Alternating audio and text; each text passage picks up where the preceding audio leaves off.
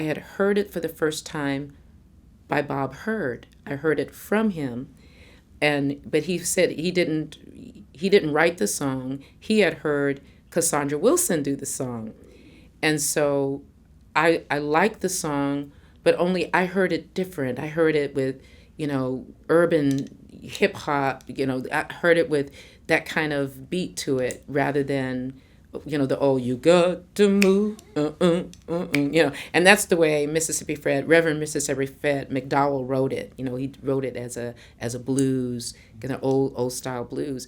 But then I heard another version of it by Aerosmith, and then and then Cassandra Wilson did a version of it. I heard Bob Hurd do it, and then I thought, oh, I have my own thing inside of me that I want to do my version of it, and so.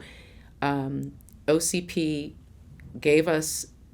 found a producer to produce our first CD.